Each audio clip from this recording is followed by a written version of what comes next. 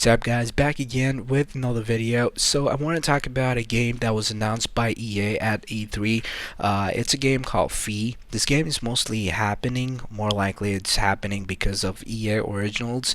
If you don't know what EA Originals is, it's a program announced by Electronic Arts. So I suggest you do a Google search on this program. I'm not going to talk about this program because I want to keep this video as short as possible. So it's a very happy news for a lot of the smaller developers or smaller indie developers. So yeah, do a research and you'll figure out and you'll actually like it. I'm actually proud of EA for announcing this program. It means a lot for the smaller studios or smaller developers. So yeah, let's talk about the game.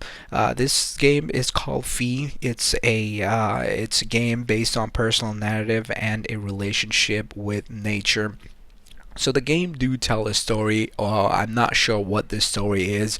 We don't know anything about this story. I guess we'll find out about this story when we play the game. But I feel like this game is going to have a very emotional story because we watched the trailer, right? In the trailer, I don't know if you noticed the soundtrack. It's a very unique soundtrack with like the emotional vibe to it. So I'm guessing it's going to have a very emotional story, and I'm down for it. I love amazing stories, emotional stories like The Walking Dead and stuff like that.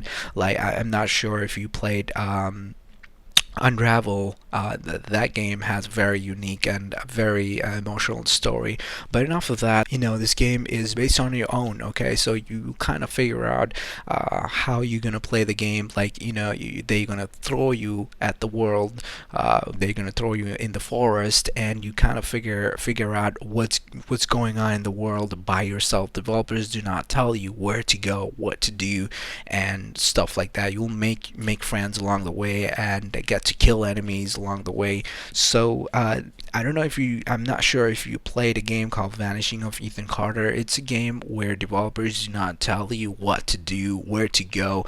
You are the one who is going to find out what happened to the place and how did things go wrong and stuff like that. If you played the game, you know exactly what I'm talking about, and Fee is going to be the same game. I mean exact same game as Vanishing of Ethan Carter in terms of the way how how the player kind of plays and finds out what happened, finds out this story and stuff like that.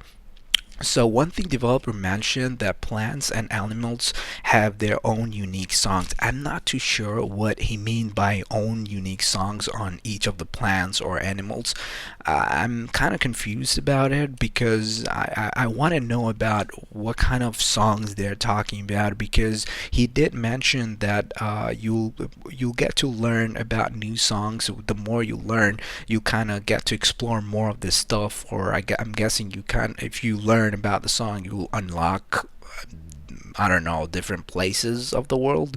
I'm not sure about that thing. Maybe you guys know what he mean by learning new songs. So leave a comment down below. I kind of want to know about it. It was kind of interesting to me because I don't know. I feel like it's interesting. At the same time, I'm really confused. But yeah.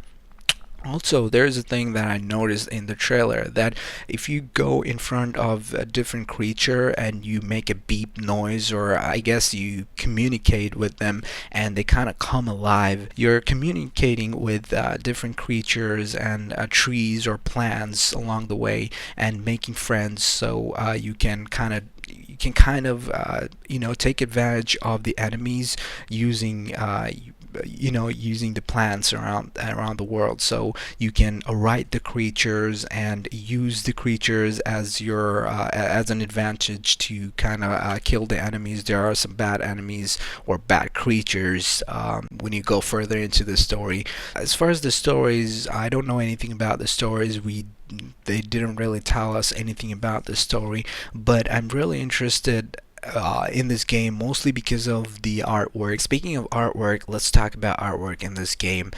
Now, this fucking game, I mean, the world looks beautiful, okay? If you if you take a close look, you can see that there are a lot of neon effects thrown at, neon effects on the creatures, neon effects on the plants, and the trees, and even on the clouds. So I mean, I don't know if it's a bad thing for you. I mean, I don't really mind the neon effects. I know a lot of people hate neon effects, but if you ever played a game called Ori and the Blind Forest, you can kind of relate this game to that game because of the neon effects that was used on the characters. So you'll kind of see a lot more neon effects in this game than maybe on that game. So I don't know if it's a good thing for you or a bad thing. I don't really mind neon effects, but I can't wait to see more more artwork about this game. I can't wait to see how the world is going to look when you deep dive into the stories, when you get more further into the stories, how the creatures are going to look, how new creatures are going to look with the neon effects. So I'm actually interested in this effect, I should say. So yeah, I'm hungry for stories. I loved Heavy Rain, Beyond Two Souls. Story means a lot to me. Unravel, they have great stories, and that's what I'm actually looking forward to in this game. So yeah, if you want to cover, I mean, if you want me to cover more about this game in the future, I hope we will get to see more gameplays or maybe new trailers. I will be happy to cover on that as well. So until then, peace out, guys. Have a good one.